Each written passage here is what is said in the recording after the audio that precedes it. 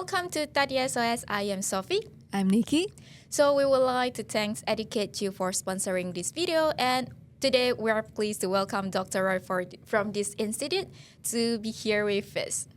Okay, so Dr. Roy is an expert in business management and higher education, and he has an extensive experience between Malaysia and Australia. So please, Dr. Roy, please tell us a little bit about yourself and about 𝑠𝑠. Thank you. Thank you so much for having me here. 𝑠𝑠 has humble beginnings from 2018. It began essentially following 20 years of corporate experience, doing business transformation, corporate finance, HR outsourcing, people management, and naturally we established this academy to focus on upskilling professionals and making them industry applicable.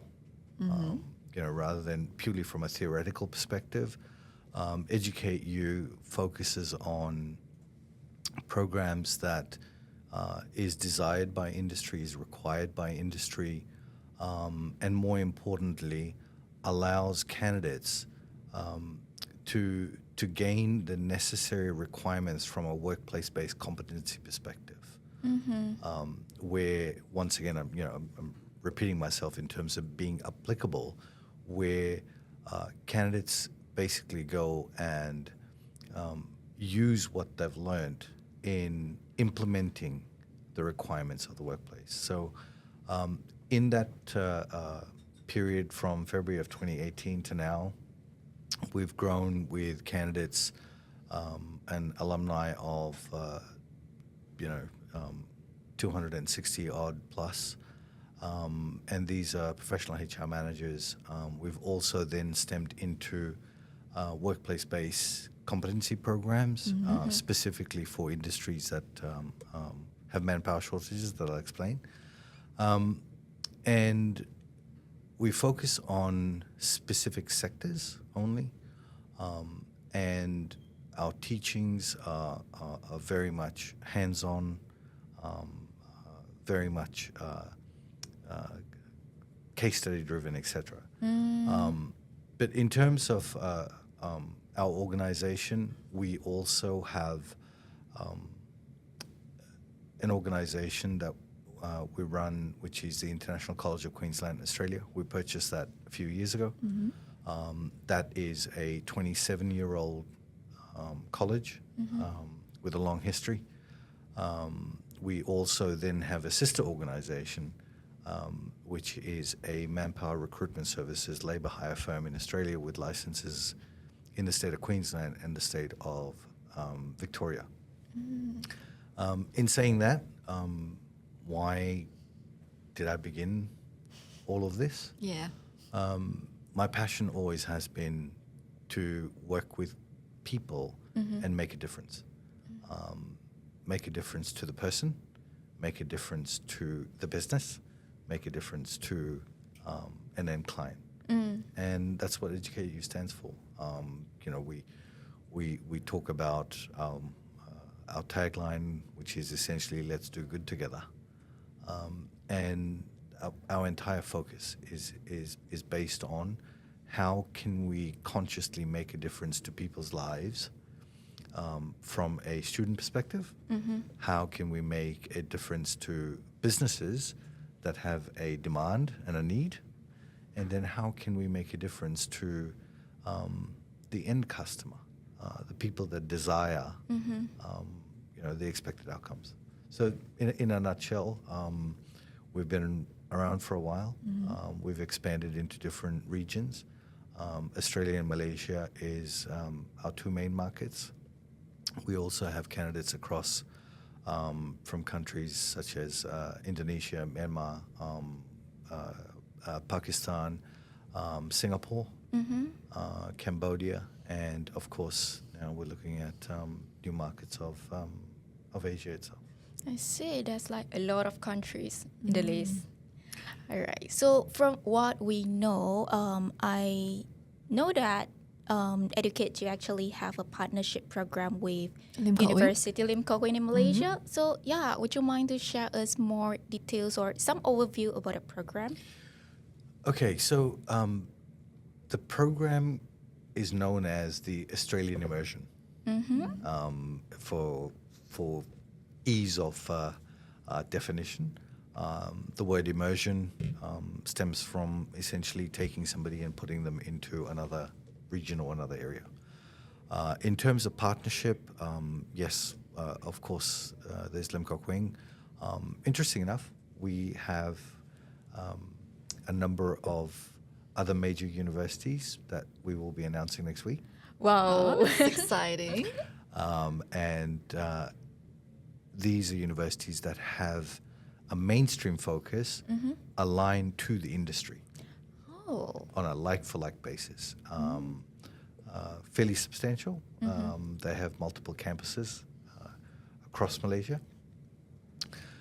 So essentially, let me walk you through the immersion. And let me give you a bit of background context. Yeah. You know, Yes, why the immersion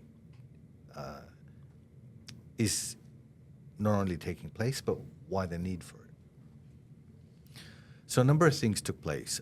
In 2022 and 2023, the Australian federal government went through some major changes with regards to international students and also with regards to student visa requirements and also addressing migration issues. Yes. On the 11th of December 2023, there was an announcement made from the Australian Prime Minister on the changes coming in. And that was led from a major report which was called the Nixon Report. You know, not to be too technical on this, but the Nixon Report, she was the former Victorian Police Commissioner. So she was seconded to do the research and come up with what are the key things that is facing the international student market. And her findings in her report came up with 7 points. And those 7 points were the students that were coming into Australia that were non-genuine, students that were coming into Australia that changed their motivation and their courses, etc. Because the student visa was one of the easiest visas to get in Australia. Yes, correct. Yeah, everyone knows that, right? Yes. It was cheap, it was easy, and it was accessible. And then the other points was there was also poor practices in place from employers taking advantage of students, right? And meaning that you had businesses that were employing students that shouldn't have been employing students. In addition to that, you then had the element of students should come to a country to study. Students should not go to a country to work, which was the 20-hour rule that went to the 24-hour rule, and essentially was found that many students were working 50 hours, 60 hours. So all of those drivers in the Nixon report was the recommendation for the federal government to make the changes. And because it was so accessible and because it was so affordable and it was so easy, the changes came into place in January and announced in July. Significant change. Yes. And I'm sure you're also aware of the capping of the number of students permitted, along with the fact that different country ratings got impacted. But at the same time, when you've got this change occurring, you then need to look at the other side, which is industry, right? So Work Ready Asia, with its labour hire licenses, we also work within the aged care service sector. We also work within the National Disability Insurance Service sector, and we also work within dementia care. And then, later on, we also have industries for civil works, construction, mining, and I'll come to the demands on that. Right? So, according to the Australian Bureau of Statistics, the report that came out in 2021-2022 talks about the intentions of Australian retirement. Now, if I was to tell you that report clearly shows that there's 12 Australians retiring every hour, every day, for the next 5 years. No way. It's hard to believe. Exactly. And on top of that, our dementia rates will double in the next 15 years. In addition to that, the number of people that are going into the National Disability Insurance Scheme has a waiting list, I think, of 20+ thousand. Wow. So, coming back to the need. So you've got this international student change, and this is the industry change. On the industry change, the requirement that is from CEDA, which is the Centre for Economic Development, and also the CEO of Aged Care Australia, and also the leading business commerce group, along with the KPMG report, which is 3 years in a row. Australia needs 30,000 allied care workers every year for the next 10 years just to catch up. Oh, man. Okay? So Okay. growing old is a big thing, right? So 30,000 people needed every year. In addition to that, when you look at nursing, APRA, the Medical Association, and also the Nursing Midwifery Association have clearly put out that by 2030, we as a country will be 123,000 nurses short. Oh.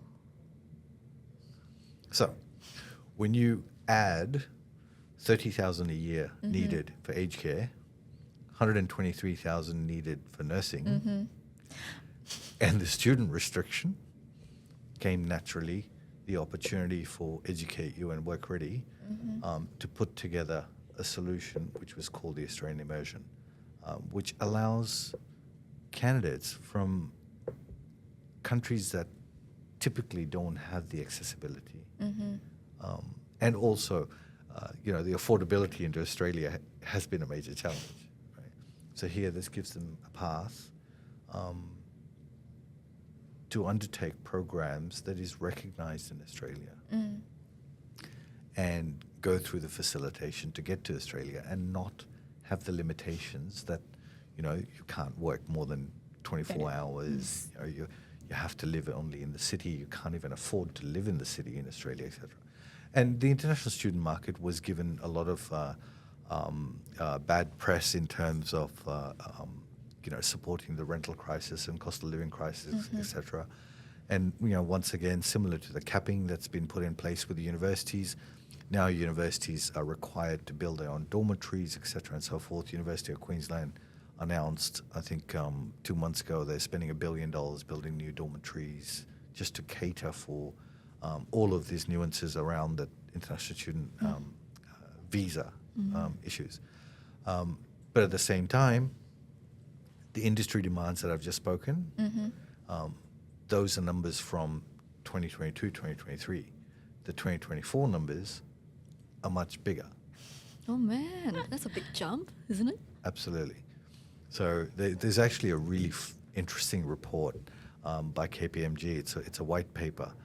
And that white paper is based on the aged care industry analysis report. Each year it comes out. And this year, so the consistent message in every year's report is critical issue. Those are the two words used. Critical issue, 2023, critical issue, 2024, critical issue. And in all 3 years, the critical issue has been attracting workforce, finding the workforce, retaining the workforce. And the gap just becomes bigger and bigger and bigger. So that's essentially the purpose, the reason behind the Australian Immersion being born. I see. So from what Dr. Roy sharing with us just now, I can see that, how to say that, for the career trends in the upcoming 10 years, because from what you're sharing just now, it's more towards the healthcare industry. So from your perspective, I would like to ask, like, other than healthcare industry, which industries that needs more workforce in the maybe 10 years in the future? And it's great that you highlight that. So Construction. Oh, And when I use the word construction, I don't only mean residential construction. I mean civil works construction.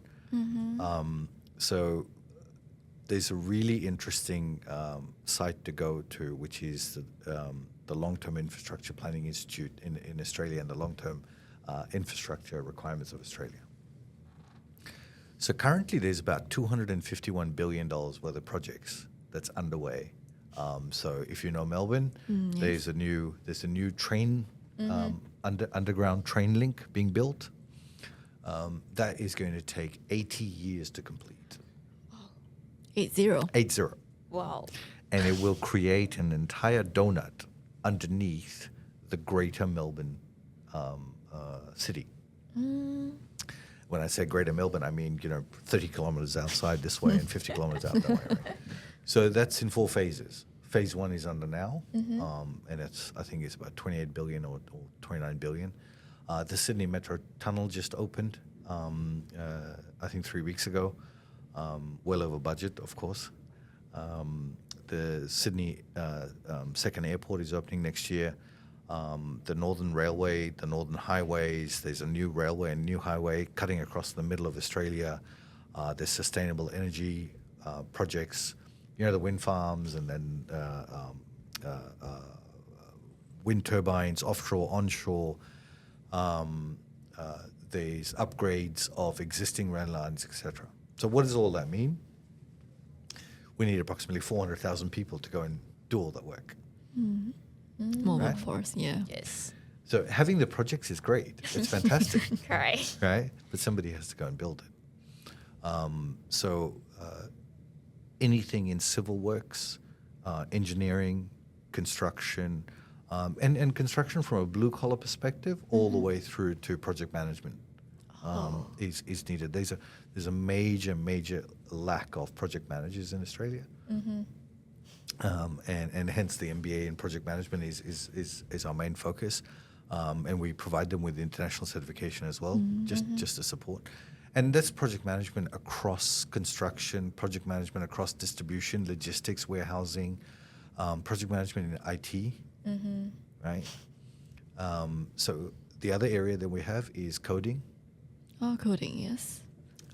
Massive population demand of coders, especially if you have coding interest and coding experience within cybersecurity. Of course, application-based as well. I guess under IT and software, right? Coding? Absolutely, absolutely. The vacancies in that are phenomenal. Great perks, remuneration that hard to put a number to it, because sometimes you sort of shake your head and you go, "Oh my God, people get paid that much money." And we then move into hospitality. Would you believe that we have a shortage? I remember reading the last report of nearly 35,000 chefs, and they come from a commis chef, a chef de partie, chef d'associé. On the Australian skills list, would you believe one of the top roles and the number of vacancies in Australia right now, if you are a patisserie chef? Oh, really? If you're a pastry chef, right, not only do you earn a lot of money, but the demands of it are phenomenal. Oh. Other areas are if you have anything to do with heavy machinery. So if you're a electrical engineer or technical engineer, etc., and you can do anything with those big mining trucks and excavators. Yeah. Right? Yeah. Roles in that are all open across Far North Queensland, regional New South Wales, Western Australia, etc. If you're a diesel mechanic, there's a major demand for that. If you're a welder, I never knew this, but based on our research from last year, we have 70,000 welding vacancies that goes unfilled. So, coming back to which industry, it's across the board. We're a very big country with not enough people. Fair point. and the vacancy demands. And it's also, you know, the post-COVID era, there's been a major shift. Younger generations have so many more opportunities to do different roles and you know, and also, I guess, you know, it goes back down to Australian culture. We as a people have this thing that when you finish school, so as much as we're wanting people to come inbound, the younger generation has this liking that we like to go outbound. And, you know, it's even from days when I was in school, you know, if you finish school and the first thing you just go is, yeah, you know what, I want to go and, you know, live in Europe for a year or want to live in the UK for a Take couple 1 year years. gap. Yeah, right, Find you know? yourself. And, you know, I want to go through the US and, you know, travel around for 2 years and then come back. So we've got this whole population issue, which is driving these challenges. The other area, would you believe, hard to understand that we would have this demand is childcare, Childcare. early childcare. Oh. We have a major shortage with early childcare workers. So it's people even with a diploma in education or a Bachelor of Education from different countries in Asia, right? By giving them the Australian certification, we facilitate for them to be in early childcare roles. And most recently, and not every childcare person earns this much, by the way. So in far northern parts of Western Australia, near this mining town, this one childcare company, it's actually in the newspaper and in all the major Australian publications, they were that desperate for early childcare workers that they were willing to pay $150,000 a year salary just to get early childcare workers. Oh my God, that's really surprising. I would never expect that, honestly. I know. Doctors. We are short doctors like you would not believe. Midwives. For the first time in history, we've got maternity units in hospitals closing because there's no midwives. Agriculture. We need people in agriculture. So it's basically across the board. And would you believe in our skills list for Australia most recently, we had manicurists and pedicurists as well in the top 10 skills list requirements. Wow. Yeah. That's really a big change, yeah? It's a very big change. It's a very big change. You know, I remember growing up in Australia, you know, we went through challenges where we were looking for work. You know, I remember when I first came out, you know, I was one of those persons that was sending out, you know, 1,000 applications and not getting one. Now you've got 1,000 companies chasing you for one job. You That's know? a flex. That's a flex. It's totally the other way around. And the fact is, especially the younger generation, they can pick and choose.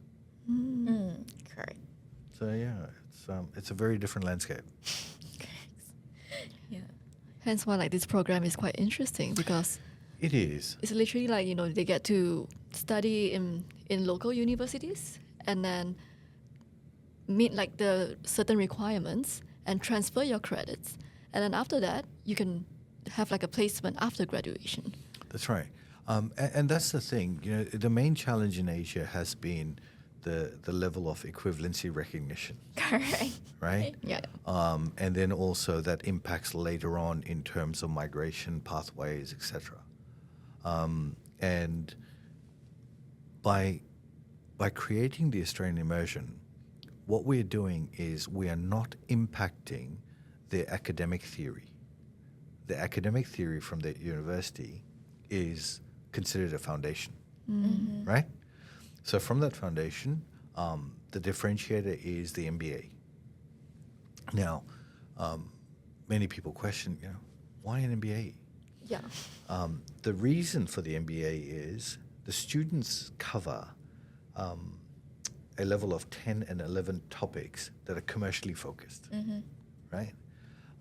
And when we use the terminology commercially focused, why is that important from a working landscape? Because as an Australian employer, I'm looking for somebody who not only has the the foundation of the core topics that they had, which is engineering, which is healthcare, which is hospitality, which is tech. But now they're able to understand business environment. They're able to understand the harmonization within a workplace environment. They're able to understand the value of money, impact, input, output, right? And then you've got a young person, say they're 27 years old, 28 years old, 29 years old, etc.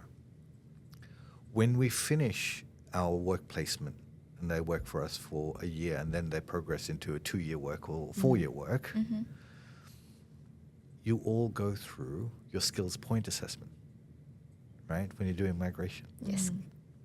So once again, thinking far ahead, you've got your base qualification, you've got your MBA, you've got the Australian workplace-based competency with the Australian experience.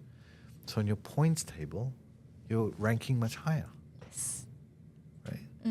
And it's basically giving people a progressive career pathway rather than to sit there with, let me apply and hope.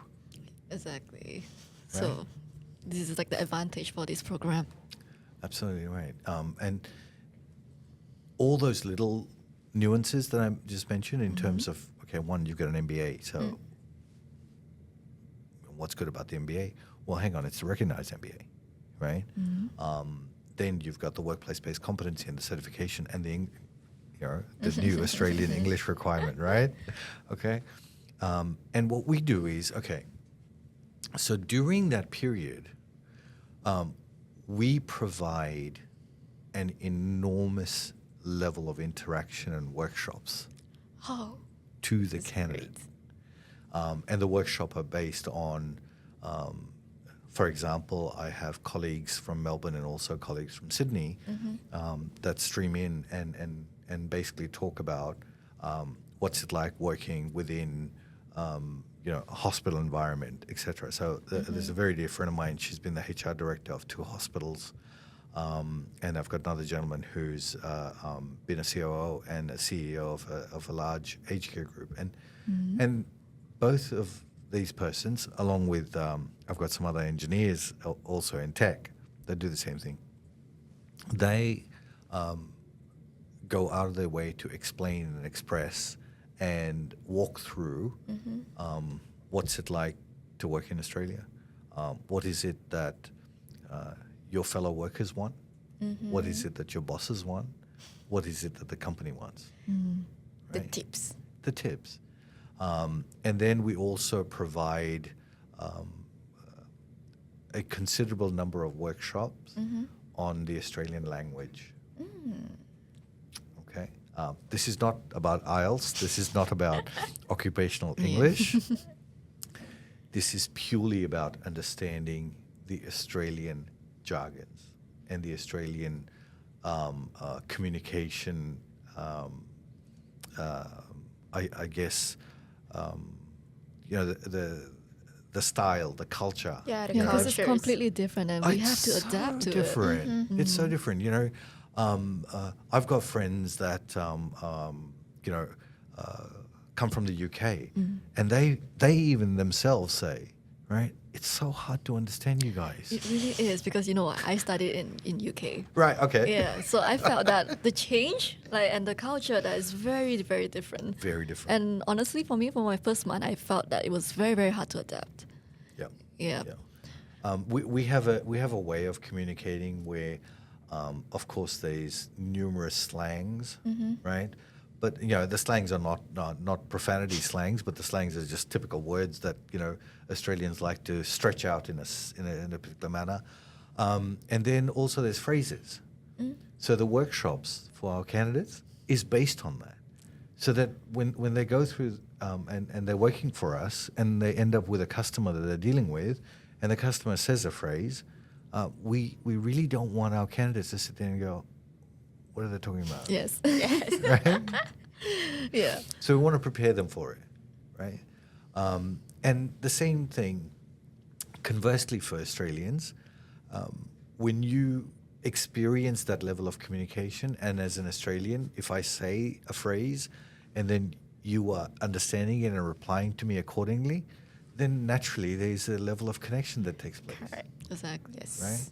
And those are the little things that we're focusing on to help people not only be ready And be relatable. and be relatable. Yes. And be relatable. That's a major difference.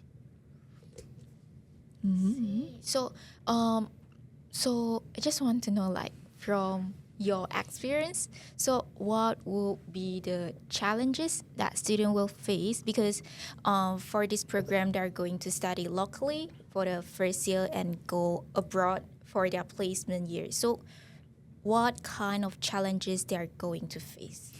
Okay. If it's okay, I'll just go through Yes, it yes, on a you can. progressive Sure. basis. The first challenge is if you are looking at a typical semester timetable workload.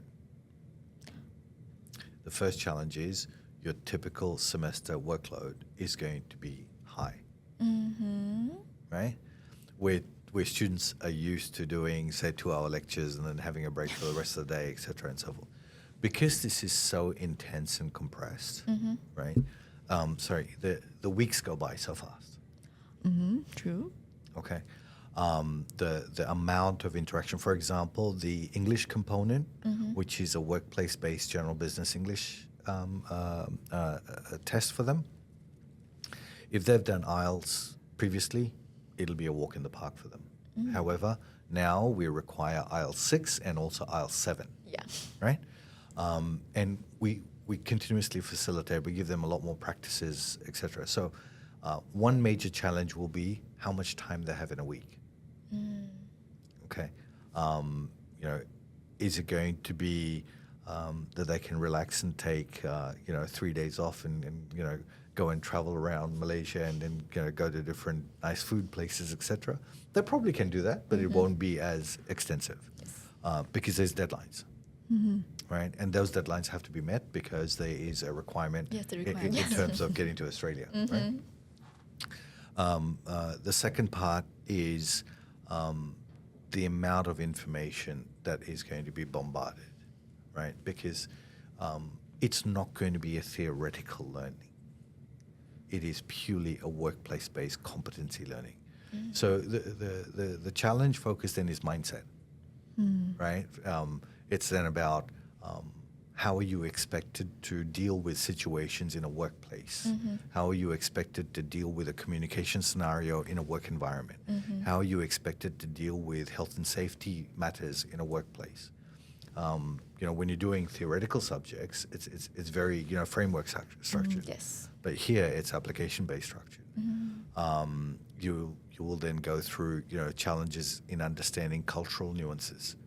There's subjects that they have to go through to understand not only the cultural difference in Australia, but also the cultural indigenous difference in Australia.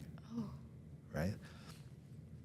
Aside from that, the only thing that I know is that the period of time that they go through moves so fast. There could be challenges in terms of let's be realistic. It could be challenges in terms of accessibility to family, communication to family, etc. Right? Let's not beat around the bush about that because the typical student probably has a 10-hour schedule a day in order to get to where they're heading. So that could be one thing. The other challenge could be just missing family. Yes, missing family. Oh, I felt that. I really had to soldier Missing through. family, yeah. The good part is Asia to Asia, right? You won't miss food that much.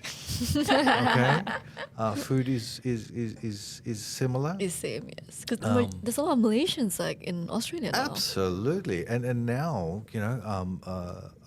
whether you're in Sydney, regional New South Wales, or regional Victoria, etc. Gone are the days when you'd walk into a supermarket and you couldn't even find coriander, right? Today you've got access to there's an Asian section, there's a Japanese section, there's a Middle Eastern section. So all of that just makes it better for them in terms of assimilation. So food-wise, the challenge won't be here. I see. It sounds like there might be some challenges before they going to Australia, but the challenges actually prepare them well when they are in Australia. We prepare them well for whilst they're in Australia because, like I said, this was born from the changes that was made out with the government. Okay. Now, another thing that we have here in Malaysia is, so myself, I'm part of the Malaysian Australian Business Council, right? So being a member with the Malaysian Australia Business Council, I then have access to a large network of Australian friends, right? And interesting enough, last night within 𝐄𝐃𝐔𝐊, we held a mingle of our past students. And those are some of the additional workshops that the students will go through. It will be opportunities for them to mingle within an Australian network here in Malaysia. Why is that beneficial? Because they get to, listen to other Australians talk in a very funny accent, right? And also just sharing of experiences allows them. So as much as the preparation goes through and the workshops goes through, I will share the amount of hand-holding that they will experience will be significant. And just to give you a background in why this is being structured. So this whole ecosystem that I created came from years of experience in managing staff from different nationalities in different countries, right? And it was very much on how do you make them comfortable? How do you make them not only be productive, but also be participative in a local environment as a community, so that they don't feel alienated, so they don't feel, I've got no one here, I'm thousands of miles away from home, etc. So that's part of that whole process that we go through. Okay. Yeah, that's very considerate. Yeah, even when I was in uni, like when my parents did not follow me to UK, they just threw me there. So I was alone. You imagine like one tiny little girl, in a foreign country so far away from Malaysia, and how I make connections there. Like they have like this community, like a Malaysian community or like a what was it again? Like a first time uni experience. Like they just brief you and you get to mingle and network with new friends. Yep. And I felt that it was very helpful for me at that time. Because absolutely. The advantage we have here is I've been an expat here for 11 years, and in Malaysia with my business partner, the co-founder of 𝐄𝐃𝐔𝐊. So she's British and I'm Australian, and it gives us an opportunity to have a network of persons from different countries, etc. And like exactly what you say, you're going to a different place. Scary. Right? It's scary for some people. And albeit say you come from a country that may be so modern, etc. But the nuances are different. The practices are different. Perhaps the way people walk would be different, or the speed people walk at would be different, or how they eat, etc. And this is part of that entire assimilation process that our candidates go through regular contacts. And it's our job to facilitate for them to be participative, right? Being left to fend for yourself, for a lack of a better word, is not a good thing. And for us, because here, keep in mind, at the end, these persons in the Australian immersion are my staff. Yes. Yes. Right? And I've been a HR practitioner at a very senior level for over a decade, and I've done consulting for 15 years plus. So these people are my assets in Australia. So it's my job to ensure that they're looked after. Correct. And that's the most important part for us. Yes. And I think like the students will really, really appreciate that because you're really giving them like a guaranteed opportunity. Absolutely. Absolutely. We cannot be any clearer to be able to express that this is the career path plan. These are the opportunities for you, right? And in a typical Australian workplace structured criteria, if you do this, you'll get to this. You do this, you'll get to this. Yeah, that's very nice, honestly. Yeah. We provide full transparency on what their career path plans are. And the other thing is the opportunities that they would hold. For example, if you've got somebody, let's just look at engineering, right? You have candidates that would go through a civil engineering program and then end up in civil works engineering. Once they complete all the works and they've gained the Australian experience, right? And Australia is an extremely regulated country. Okay. Now, we have rules for rules, and then we have rules for those people who break the rules that break the rules. All right. So the point is this: that a person who's young and ambitious, having had that experience by working within a civil works environment or mining environment, etc., we would also provide them the opportunities that if they wanted to go down the entrepreneurial path, they would have that. Yeah. Right? That's so nice, really. It's not restrictive. And that's the advantage they would have, is that by gaining that level of workplace experience in Australia, they would understand the regulatory framework. They would understand, the local geographic, demands or restrictions, etc. And we give them the opportunity if they want to become an entrepreneur or if they want to go in partnership or etc. All of those opportunities we will guide them through. And it's in our best interest to be able to give them the opportunities. I wish I could start over. Interesting enough, the number of people I go through in discussions on the immersion, and we were only having this discussion last week, and they went, damn, if only I was 20 years old, younger, or if only I was 15 years younger, right? Hey, maybe there's other opportunities. But yeah, I just think that for anybody in that age space right now, right? And I went through the numbers with you in terms of the workforce demands. Okay, we have this thought process right now that there's a lot of technological shift. There's AI, etc., and there's not going to be any jobs and so forth, right? Yeah, for the creative industry. Oh, of course. Everyone's talking about the fact, oh my God, ChatGPT. my job's going to go, etc. So I worked in semiconductor for 5 years, right? The most cutting edge technology, the most cutting edge production methodology, etc. And I've got a lot of friends in that space as well.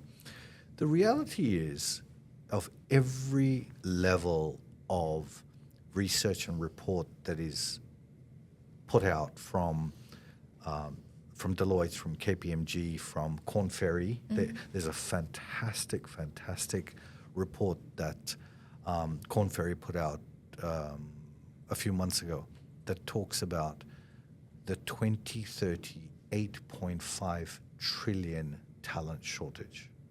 Talent shortage? Oh, they predicted that already. Yeah. So by 2030, also, globally, there will be 13 million nurses short. Oh my gosh. Right? So these are the things what I'm talking about, that here we are talking about opportunities for young people. Yes. Right? And yes, if we could go back in time, I'd like that opportunity as well, right? But the fact is, there's so much, for a lack of a better word, there's so much fear-mongering out in place. There's so much, this industry is going down, that industry is going down, etc. One, the number of vacancies, the number of demands is significant. Now, the biggest component. Australia as an economy has the highest minimum wage in the world. Wow. The highest. The highest minimum wage in the world. I would never expect that, to be honest. Huh? Exactly right. Many people think that, going to Singapore and working, Singapore's a nice place, don't get me wrong. Right? But our minimum wage, which is basic salary, is $24.14 an hour, I think, or $24.12 an hour. That's basic. So, for example, can I just walk you through one Yes, example? please. Yeah. All right. So, imagine yourself. You've come and done the immersion, right? And say, for example, your base qualification is a Bachelor of Physiotherapy. Okay? And you are 27 years old. You come through, you do your program, etc. When we employ you, we have to pay you under what is called the industrial instrument in Australia, which is law. So you would fall under working in aged care, the Aged Care Award, which under Fair Work Australia, don't quote me for the number, but I think it's called 0000018 something. So that's the Aged Care Award wage. So because of your qualifications, etc., you would be considered a level 3 worker. In Australia, we work 38 hours a week. 38 hours a week. What? I know. Some people think that's not too much, but we think that's a lot. anyway, so 38 hours a week. Your basic minimum salary will be $1,089 a week. Okay? Wow. That's basic. Okay. Then you have the opportunity of doing overtime. And overtime is worked at 150% loading on your salary for the first 2 hours, and then 200% loading for the hours after that. Okay? That's one. Two, if you work shift, you then have shift allowances. So if your shift is in the morning, but you start an hour before your shift starts, you then get paid a 15% loading on top of what you get paid. If your shift is at night, and you are starting work, say, at 6, and then you are then rostered on to come in at 8, you then get paid an extra 15% on top of what you get paid. And then if you are scheduled to come in on a Sunday, your base rate is at 200%.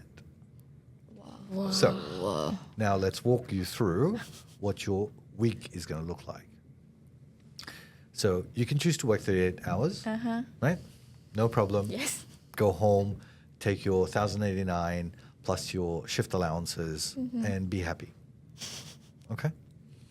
Or, and the reason why I'm saying this is because many years ago, I used to work for Ramsay Healthcare, and Ramsay Healthcare is the largest healthcare provider in well, pretty much in the world. And I learned this from these nurses. And I used to have these nurses that would, play with their roster. And I would go, oh my God, they work 4 days and they make more money than somebody working full time. How is that possible? So this is the example. So you now come and work for your 38 hours. Do your normal Monday to Friday, start at 8, finish at 4:30 or whatever, right? On the Wednesday, you may do 3 hours overtime. On the Thursday, maybe you do another 3 hours overtime. And then Sunday you go, you know what, I'd like to do 6 hours. Saturday, I'm going to chill out and go to the beach. So flexible.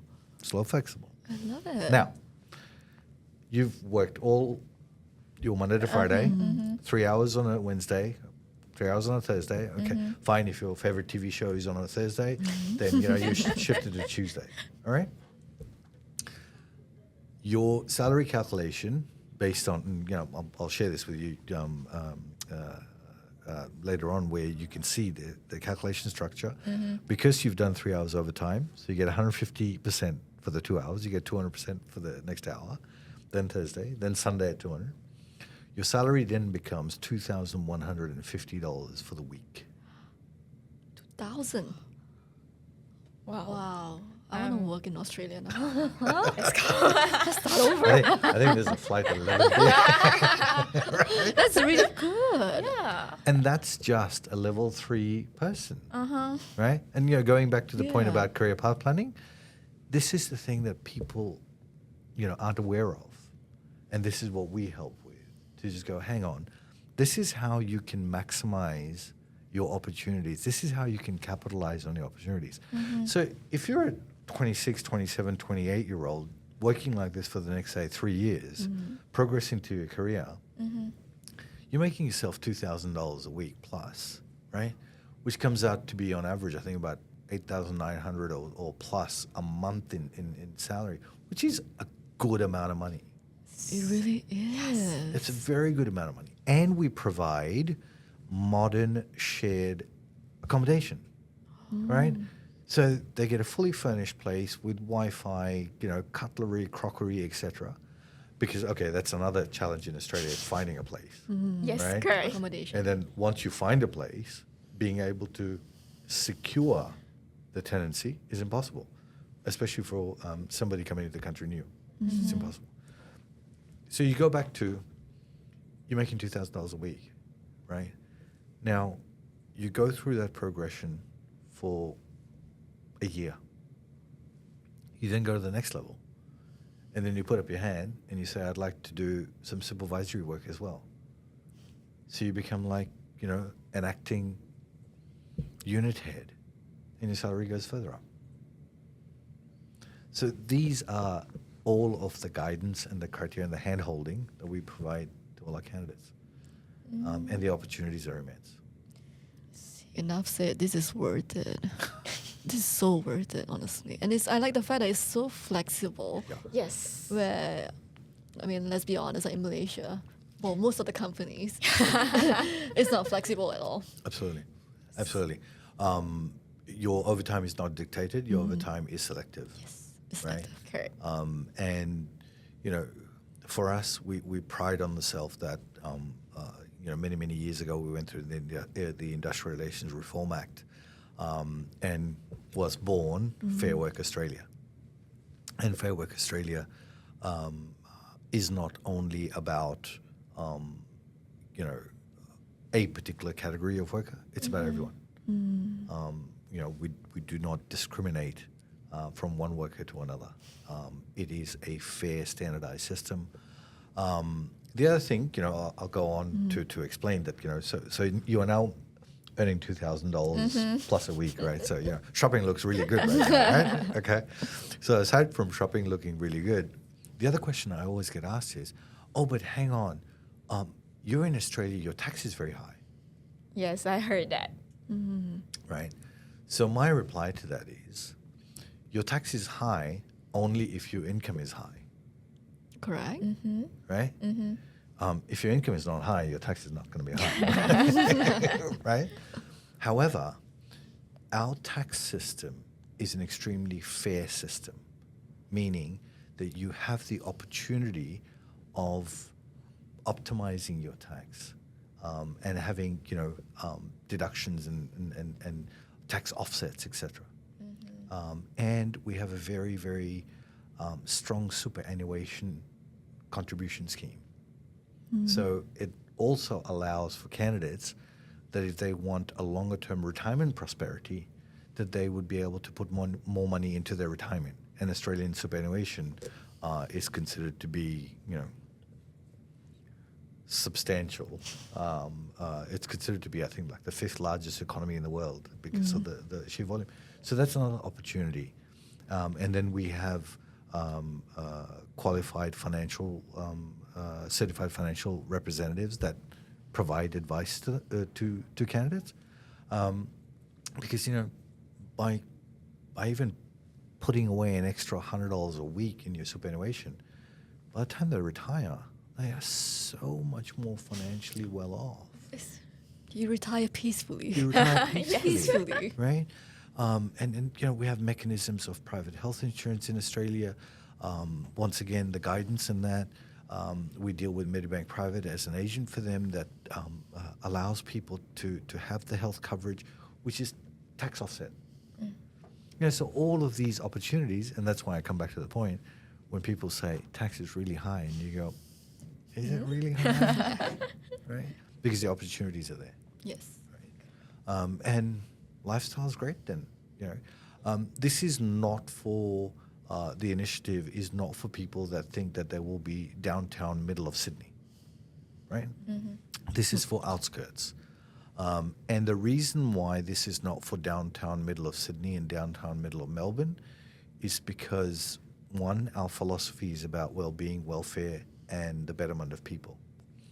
By them living in the middle of the city and working, they would end up spending majority of their salary just on rent. Oh, high rent. Yeah, I get it. And there's no benefit to anybody. Yes. So we give them the opportunity to be in the locations that we are, right? Allows them to have a good career path, allows them to increase their earning capacity, get to a level of affordability, and then make a decision with wherever they want. But the accommodation that you provide, is it like shared or is it like you have like a private?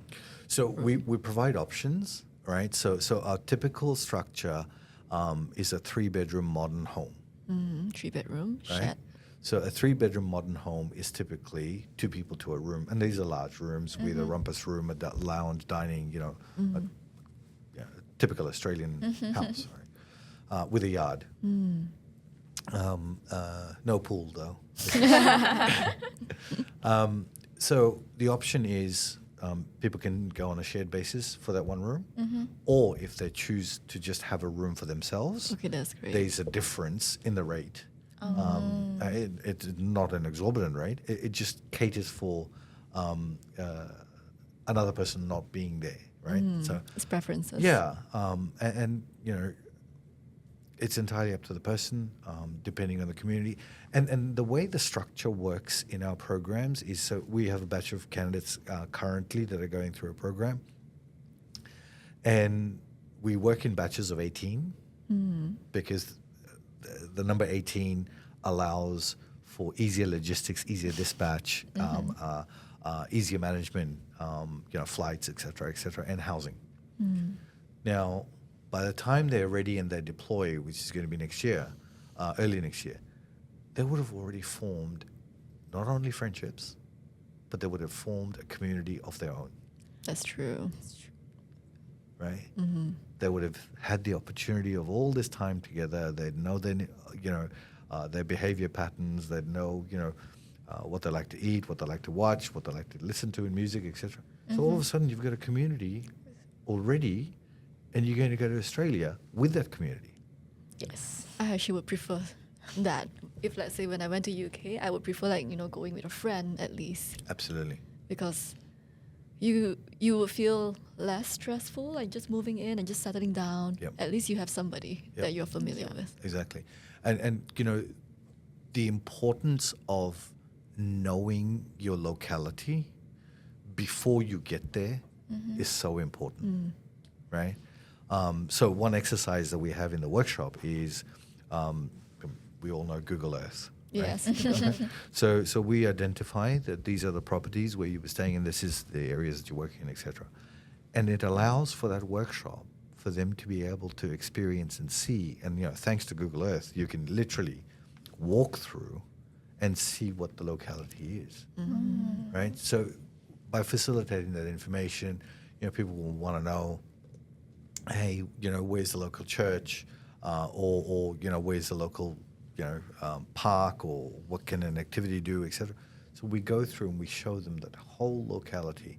And because Google Earth is so interactive for Australia especially, you're able to literally have them walk in the street, so which is fantastic.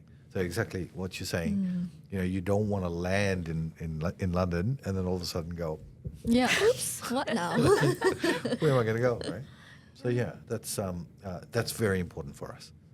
We want them not only to have the cultural community, but we want them to understand and know their local environment before they go there. Yes. And the other thing in the workshop is also about, I know this is may not seem important, but we explain to them about weather. The weather. Yeah. The weather there. Yeah, absolutely. The Australian weather is so erratic, especially if you're in Victoria. You have sunshine in the morning, you have rain in the afternoon, and you have torrential winds late at night, right? It seems like UK. Oh, There's one, they call it Stormy Sandy. yes, there you go. So, like for example, now in Australia, it's summer, Oh, it's summer. right? It's spring coming into summer, and temperatures are soaring in the mid-30s, etc. Right? But then the beaches are really nice. Yes, it is. Right? And then, so January, February, March, full summer, full heat, amazing. Then comes April, we'll go into autumn. So we provide that whole patterning that, hey, this is what you're going to experience, and this is what it's going to be like. So will you need heaters? Will you need a fireplace? Will you need air conditioning? All of that gets explained and shared with them. It sounds like so attractive. This program is, I mean, like for me, it's like really, I'm like, hey, I want to go Yes, after this. It's very interesting. So, if you need to like describe this whole program in a short sentence, what it will be? My short sentence will be this. The Australian immersion provides for career opportunities that was only a thought before. Now it can be a reality. Okay. That's the easiest way I can put it, right? So my sentence ended there, but the explanation behind that is, you all know about international student visas to Australia. Yes. And you all know about the amount of money required, not to apply, but to have as evidence before you Yes. even pay for the fees, Correct. etc., and so forth, right? For what we are providing, it is a fraction of what the requirements are for you to be a student. But what's the best part about it is, you aren't going to go to Australia to study. You're going to go to Australia to work. Yes. And earn it. And earn it. So it's that 12 months in Malaysia that you just need to cater for? That's pretty much it. Exactly. Okay, so my final question for you. What kind of advice would you give for Malaysian students who are experiencing study abroad? In terms of... Like how would they make the most of their study experience? Like what kind of advice would you give them? Going back to my point about being applicable, right? Read the theory, understand the theory, digest the theory. However, focus on how you're going to apply the theory. From an Australian business, when we go through our filtration process, so our filtration process in the second step is a character interview. The character interview is basically a job interview. And the job interview is based on how can a person contribute to a business and add value. So going back to your question about, what's the advice for students? It's purely that. Theory is available, right? Textbooks are available. Yes. That's the easy part. Work out a mindset and work out everything that you're comprehending. How are you going to be applying it? And how are you going to be adding value to a business? That will differentiate you from the rest of the herd. That's a really great advice. Yes. Okay, then.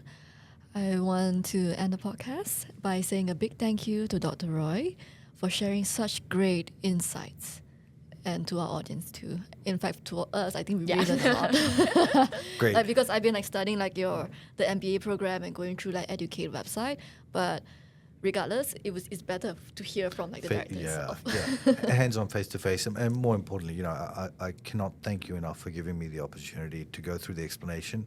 And I totally agree with you that everything that we have created, structured, and put into this ecosystem for the Australian immersion, it's so difficult to be able to explain it in words, Yes. right?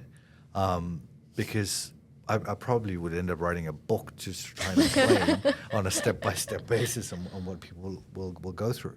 And this opportunity, once again, I cannot thank you enough, to be able to share with people a step-by-step structure, guide, the reasoning behind what the opportunities are, and where they're headed is a major, major opportunity for them. So thank you so much. Thank you so much, Dr. Roy. All right, so I will end it with, hey everyone, if you found this episode helpful, make sure to like, share, and subscribe. And if you have any question, you can comment down below, or you can reach out to us for more info. Thank you for tuning in. I'm Nikki. I am Sophie, and we will see you next time.